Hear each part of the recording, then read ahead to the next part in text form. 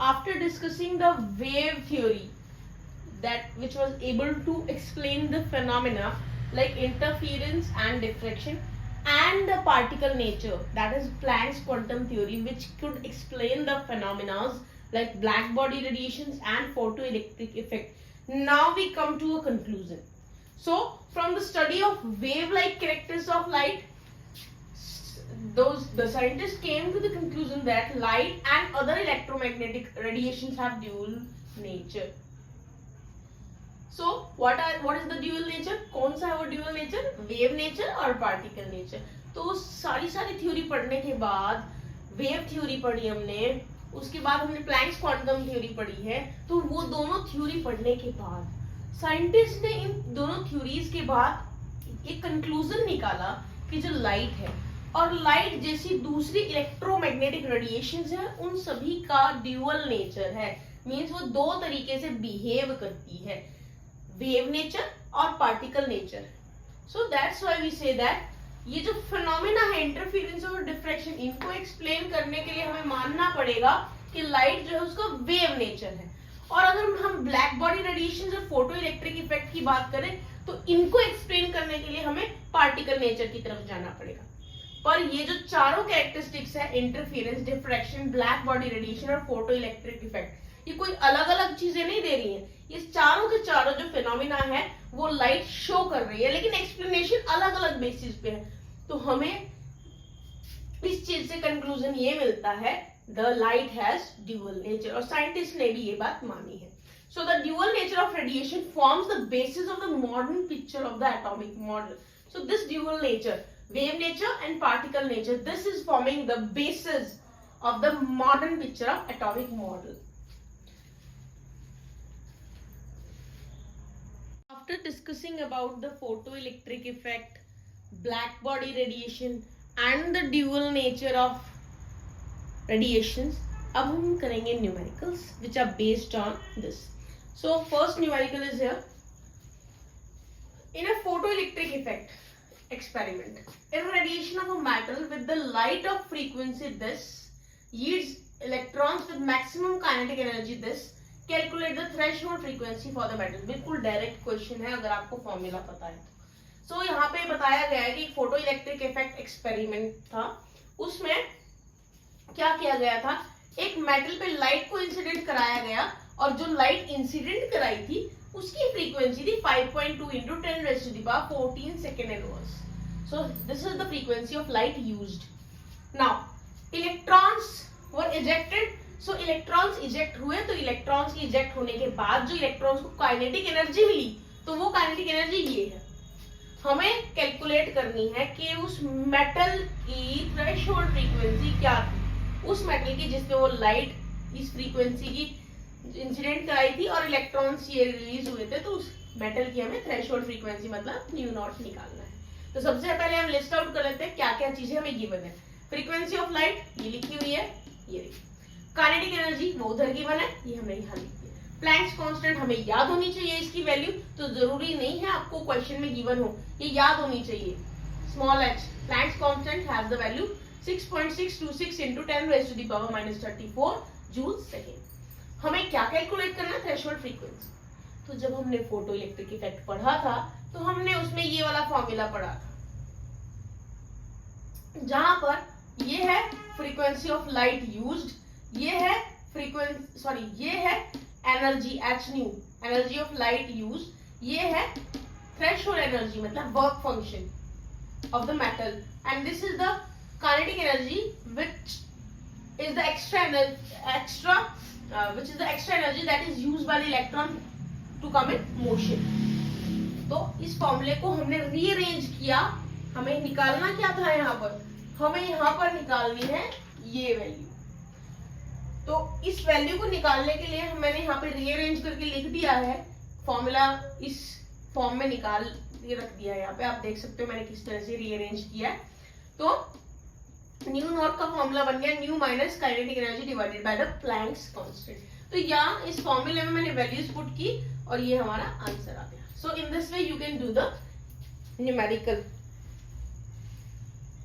Let us discuss one more numerical that is based on the photoelectric effect, means the formula that we have used or studied in the photoelectric effect. Let's see.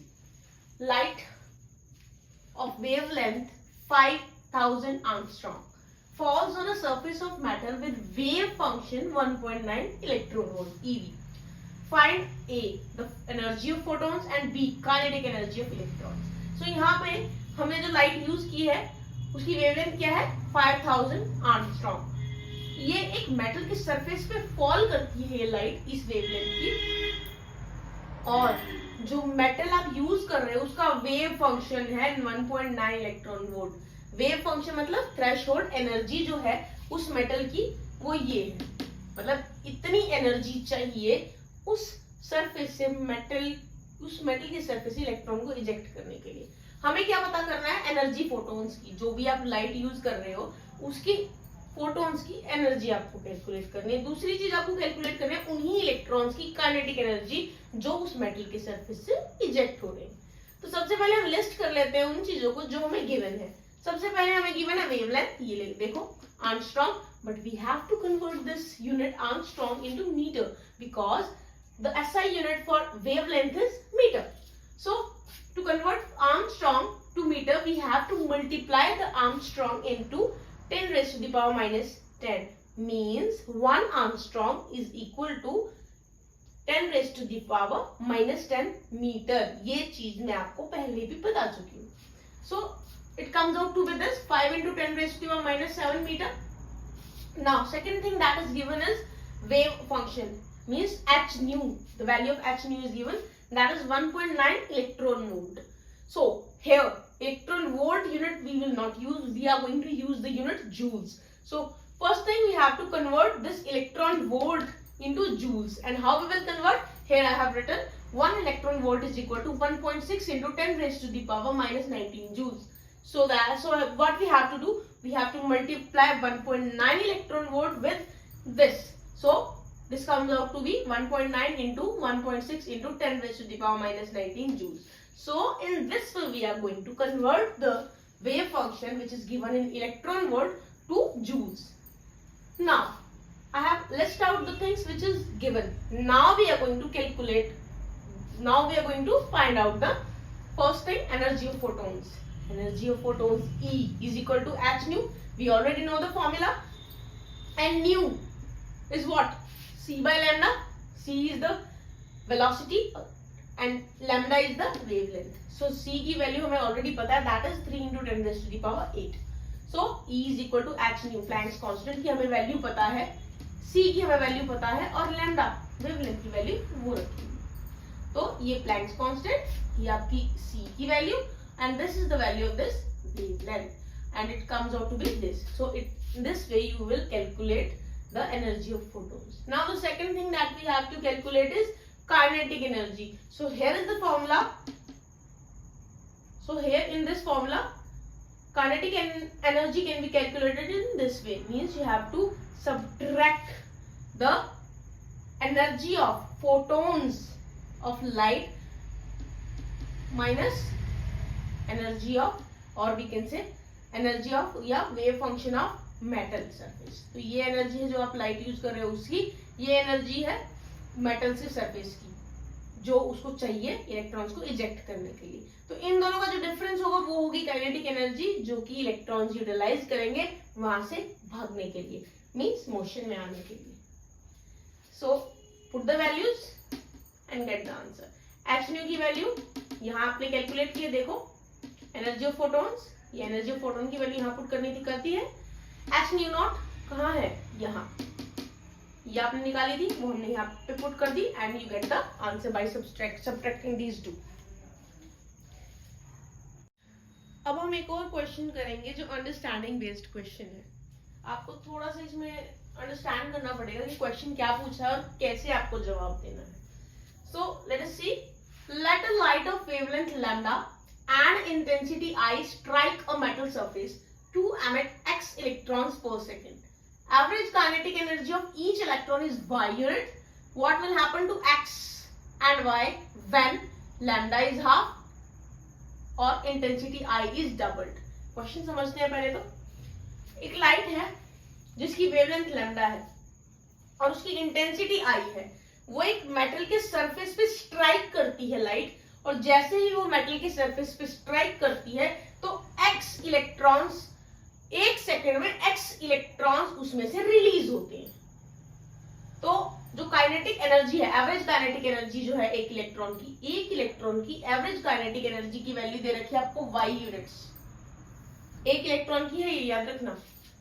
What will happen, क्या होगा अगर x मतलब कि ये electron ejected पर second और y मतलब कि काइनेटिक एनर्जी, इनका क्या होगा अगर आप लैम्डा मींस वेवलेंथ को हाफ कर दो और इंटेंसिटी I को डबल कर दो। तो अगर इसको हाफ और इसको डबल करेंगे तो इलेक्ट्रॉन्स इजेक्टेड पर सेकेंड और उन इलेक्ट्रॉन्स की एनर्जी, काइनेटिक एनर्जी पे क्या इंपैक्ट पड़ेगा इस चीज का, ये क्वेश्चन है।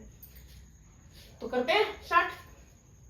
Now rate of emission of electrons is independent of wavelength. जो रेट है एमिशन का इलेक्ट्रॉन्स का, rate of emission of electrons मतलब कि एक सेकंड में कितने इलेक्ट्रॉन्स रिलीज हो रहे हैं एक मेटल के सरफेस पे, एक सेकंड में कितने इलेक्ट्रॉन्स रिलीज हो रहे हैं, वो चीज वेवलेंथ पे डिपेंड नहीं करती है। इसीलिए जो x है मतलब कि नंबर ऑफ इलेक्ट्रॉन्स इजेक्टेड पर सेकंड है, उन पे कोई फर्क नहीं पड़ेगा। आप जो लैम्डा है मींस वेवलेंथ को हाफ करो डबल करो उतनी रहने दो, उससे कोई फर्क नहीं पड़ता, क्योंकि एक सेकंड में कितने इलेक्ट्रॉन्स रिलीज हो रहे हैं वो वेवलेंथ पे डिपेंड नहीं करता है। तो x will remain unaffected when lambda is half। अब आगे देखते हैं जो काइनेटिक एनर्जी है फोटॉन्स की, वो किसके इक्वल है, एब्जॉर्ब्ड एनर्जी, जो उस लाइट की एनर्जी है जो मेटल के सरफेस ने एब्जॉर्ब की है, वो माइनस में थ्रेशोल्ड एनर्जी, वही इक्वेशन है सेम, उसी को थोड़ा मॉडिफाई किया है। अभी हमने जो पिछले न्यूमेरिकल्स में की थी वही इक्वेशन है same, h nu is equal to h nu naught plus kinetic energy, उसी इक्वेशन को थोड़ा मॉडिफाई किया, मतलब वर्ड्स में लिखा है वही इक्वेशन है। तो यहाँ पे काइनेटिक एनर्जी जो है फोटॉन्स की, उसको हमने y से इंडिकेट किया है। एब्जॉर्ब्ड एनर्जी क्या है, h न्यू होता है, हमने h c बाय लैम्डा लिखा, न्यू की जगह हमने c बाय लैम्डा लिख दिया है। और थ्रेशोल्ड एनर्जी उसको हम वर्क फंक्शन भी बोलते हैं, तो उसको मैंने w नॉट से इंडिकेट किया है। तो यहाँ पे इस इक्वेशन को देख के दिखाई दे रहा है कि जो काइनेटिक एनर्जी y है उसके नीचे सामने देखो, ये नीचे की तरफ लैम्डा लिखा है, it means kinetic energy is inversely proportional to lambda इस फॉर्मूले के अकॉर्डिंगली। तो हमें दो चीजें बतानी थी, एक तो इलेक्ट्रॉन्स के ऊपर क्या इफेक्ट पड़ेगा इलेक्ट्रॉन रिलीज पे, और एक काइनेटिक एनर्जी पे। तो इलेक्ट्रॉन रिलीज पे हमने बता दिया कोई फर्क नहीं पड़ता, लैम्डा का को बढ़ाओ घटाओ कुछ करो, लेकिन काइनेटिक एनर्जी भी तो साथ में बतानी है, उसपे क्या फर्क पड़ता है। तो इस फॉर्मूले के अकॉर्डिंगली हमें ये पता चलता है कि जो काइनेटिक एनर्जी है वो इनवर्सली प्रोपोर्शनल है लैम्डा के। तो इसका मतलब इनवर्सली प्रोपोर्शनल है, तो अगर आप लैम्डा को हाफ करोगे तो काइनेटिक एनर्जी तो इंक्रीज होगी, मींस अगर आप वेवलेंथ को डिक्रीज कर रहे हो तो काइनेटिक एनर्जी इंक्रीज होगी। तो this will be the answer, जो कि आपको इस फॉर्मूले से मिल जाएगा। Next part, intensity I is double. क्या होगा अगर इंटेंसिटी I को डबल कर दिया जाए तो? अब मैं आपको बता देती हूँ। इंटेंसिटी का जो रिलेशन है वो rate of emission of electron से है। जितनी ज्यादा इंटेंसिटी होगी लाइट की उतने ज्यादा इलेक्ट्रॉन इजेक्ट होंगे, जितनी कम इंटेंसिटी होगी लाइट की उतने कम इलेक्ट्रॉन इजेक्ट होंगे। मैं इजेक्शन की बात कर रही हूँ इलेक्ट्रॉन्स की। काइनेटिक एनर्जी पे इंटेंसिटी का कोई फर्क नहीं पड़ता। काइनेटिक एनर्जी के फॉर्मूला आप ये देखो ऊपर है, इसमें कहीं भी इंटेंसिटी I यूज नहीं की हुई है। It means kinetic energy is independent of intensity.